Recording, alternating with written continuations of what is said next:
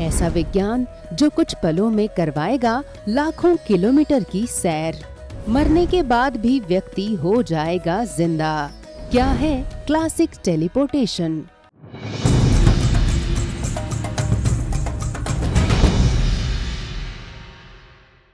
बात है 24 अक्टूबर 1593 की, जब एक चाइनीज जासूस द्वारा फिलीपींस में मनीला के गवर्नर जनरल की हत्या कर दी जाती है। पूरे शहर में एक भयावह सन्नाटा पसरा हुआ था। पूरा शहर सदमे में था गोमेज गवर्नर की निर्मम हत्या के कारण। गिल परेज नाम के एक सैनिक को गवर्नर के पैलेस की सुरक्षा के लिए नियुक्त किया जाता है।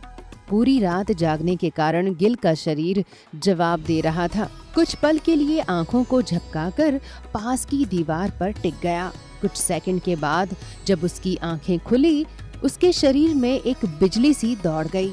आसपास के लोगों से पूछने पर उसे पता चला कि वो मनीला से 14,000 किलोमीटर दूर मेक्सिको में था। एक ही दिन और एक ही तारीख को वो 14,000 किलोमीटर कैसे पहुंचा? उसकी अजीब वेशभूषा के कारण उसको गिरफ्तार कर लिया जाता है।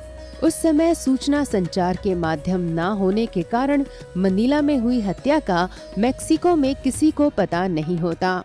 गिल ने अपनी सच्चाई को बहुत बताने का प्रयास किया, पर किसी ने उसकी बात नहीं मानी। महीनों बाद जब एक शिप के द्वारा ये खबर मेक्सिको पहुंची, तब गिल को आजाद कर दिया जाता है। लेकिन अभी भी ये सवाल बना हुआ है कि आखिर एक ही पल में उसने 14,000 किलोमीटर का सफर किया कैसे? दोस्तों, टाइम ट्रेवलिंग के बारे में हम सभी ने सुना है, जिसके द्वारा हम हजारों लाखों किलोमीटर की दूरी पल भर में कर सकते हैं। लेकिन क्या हम एक टाइम में एक ही जगह लाइट की स्पीड से जा सकते हैं? हम सभी ने बचपन में कभी न कभी एक बार ऐसा जरूर सोचा होगा कि काश हम एक जगह से दूसरी जगह जा पाते। अगर आपको ये बात कही जाए कि ऐसा करना संभव है, तो क्या आपको विश्वास होगा?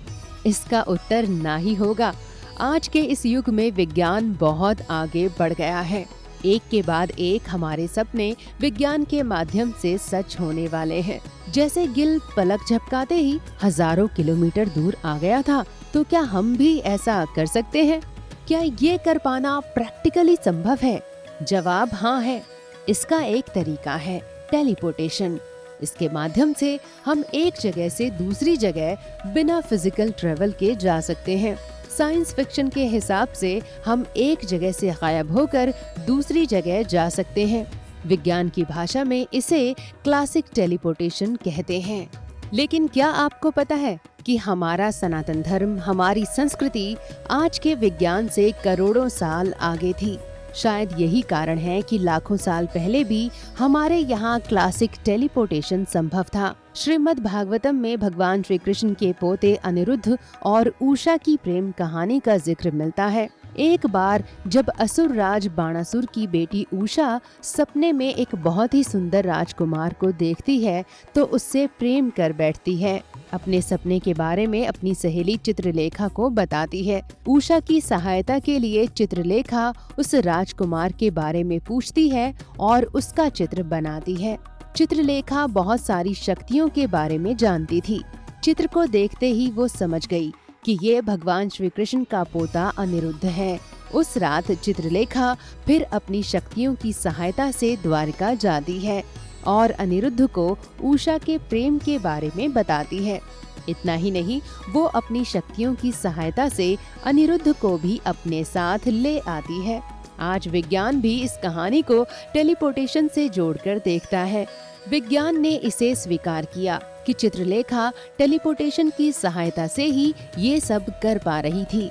सिर्फ इतना ही नहीं, हमारे पुराणों में और भी कहानियों का जिक्र मिलता है कि देवता भी अपने ध्यान और साधना के कारण एक जगह से दूसरी जगह प्रकट हो जाते थे।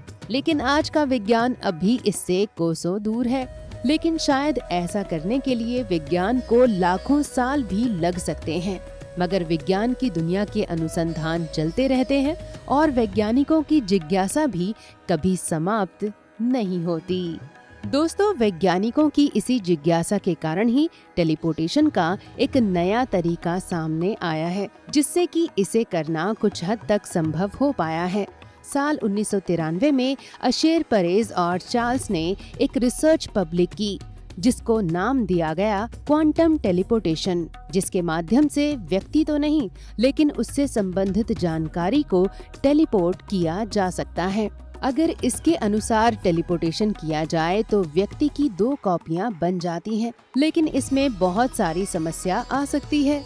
लेकिन अगर कोई व्यक्ति मर चुका है तो उसके बाद उसकी जानकारी को संकलित करके एक वैसा ही व्यक्ति क्वांटम टेलीपोर्टेशन के माध्यम से बनाया जा सकता है। वैसे अभी ऐसा करने में विज्ञान को लाखों साल लग जाएंगे, लेकिन एक दिन ऐसा जरूर होगा जब हमारे बचपन का सपना एक जगह से दूसरी जगह जाने वाला सच होगा। दोस्तों, ये तो बात हुई आज के विज्ञान की, पर हम आपको अपने ऋषि मुनियों की पुरानी परंपराओं को और उनके विचारों को मानकर ही ऐसे उन्नत विज्ञान की कल्पना कर सकते हैं। उम्मीद करते हैं कि आपको हमारी वीडियो पसंद आई होगी। इसे लाइक और शेयर जरूर करें। धन्यवाद।